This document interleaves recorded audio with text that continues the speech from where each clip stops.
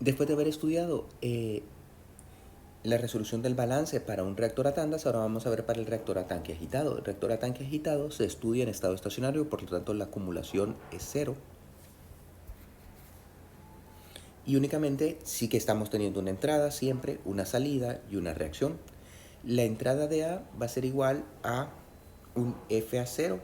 Bueno, FA0 por 1 menos la conversión de A0. Si esta conversión es 0, sería igual a FA0.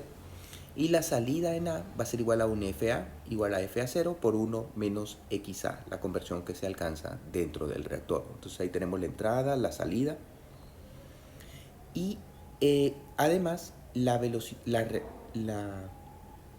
de la reacción. Entonces, al agrupar los términos de la entrada y de la salida, nos queda que FA0 XA va a ser igual a menos RA en B. Esta sería la ecuación de desempeño para un reactor de tanque agitado. La ecuación de desempeño nos indica cómo va a funcionar este reactor para la reacción que tengamos. Fíjense que aquí está el tanque agitado, entonces tenemos el tanque agitado en donde se alcanzó a un volumen, está un volumen, se alcanza una conversión que permanece constante, una concentración de A y una velocidad. Debido a que la concentración no está variando, entonces la velocidad también permanece constante a lo largo de todo el tanque, por eso lo tenemos agitado, o sea que las condiciones son iguales en todo el tanque.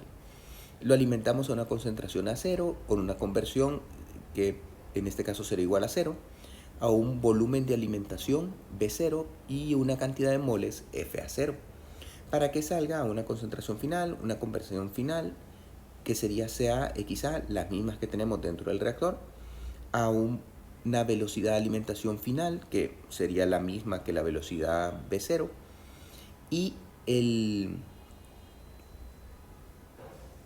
a una velocidad del RAF, que es igual a RA, las condiciones dentro del reactor. Entonces ahora, trabajando con esta ecuación, la vamos a resolver según lo que tengamos y el volumen es constante y dependiendo de las velocidades. Entonces, B sobre FA0, que es igual a tau sobre SA0, va a ser igual al cambio de las conversiones sobre menos RA, que tendríamos XA sobre menos RA, cuando la conversión inicial es igual a 0. Esto en el caso general para cualquier cambio fraccional en el volumen. Y despejando para tau nos quedaría que es el inverso del espacio-velocidad, B sobre B0, B CA0 sobre FA0 y nos quedaría CA0 XA sobre menos RA. Vean que realmente el cambio en la conversión sería igual a la conversión final menos la conversión inicial. En caso de que este valor no sea igual a 0, entonces habría que incluirlo en la ecuación.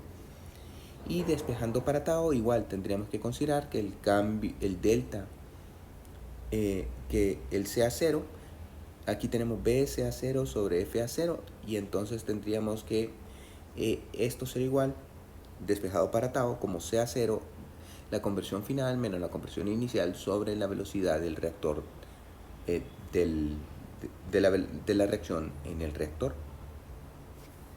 Cuando el cambio fraccional en el volumen es igual a 0, entonces nos queda la simplificación de que B sobre FA0 va a ser igual a la conversión A sobre la velocidad en el reactor. Esto será igual a CA0 menos CA sobre CA0 menos RA, aquí empleando concentraciones. Despejando para tau será igual a B sobre B0, que es igual a CA0 XA sobre menos RA, y esto será igual a CA0 menos CA sobre menos RA. Lo podemos resolver gráficamente, y en la gráfica, fíjense que tendríamos que para resolverlo representar el inverso de la velocidad con respecto a la conversión, en el caso general, y vendría dado por el punto en donde la curva de la velocidad del inverso de la velocidad coincide con la conversión que queremos alcanzar. Entonces ese punto se denomina punto E, que son las condiciones dentro del reactor y a su salida. Entonces este punto E, el punto de operación, nos define un rectángulo, donde el rectángulo en el eje de las X va a ser la conversión que queremos alcanzar, y en el eje de la Y trazaríamos una horizontal hasta llegar al inverso de la velocidad. Esta área del rectángulo va a ser igual a B sobre F a 0 e igual a tau sobre C a 0. Recuerden que no se hace un integral porque aquí realmente lo que estamos trabajando es a estas condiciones todo. Entonces por eso sería un rectángulo que nos define la operación. En el caso de que estemos trabajando en densidad constante, entonces también podríamos representarlo con respecto a las concentraciones. El inverso de la velocidad con respecto a la concentración de CA0 a CA vendría definido por un rectángulo en el punto E. Entonces este punto E tendría en el eje de las X el CA, comenzaría en el eje de las X en CA0 a la concentración inicial, y en el eje de la Y un horizontal en el punto de operación. Aquí el área del rectángulo sería tau y este va a ser igual a B CA0 sobre F A0. Podemos resolverlo no solo gráficamente sino que analíticamente introduciendo las ecuaciones de la velocidad. Entonces para una reacción de primer orden, ya recuerden que aquí lo que estaríamos introduciendo en la ecuación de la velocidad, en esta ecuación de la velocidad sería igual a KCA para primer orden.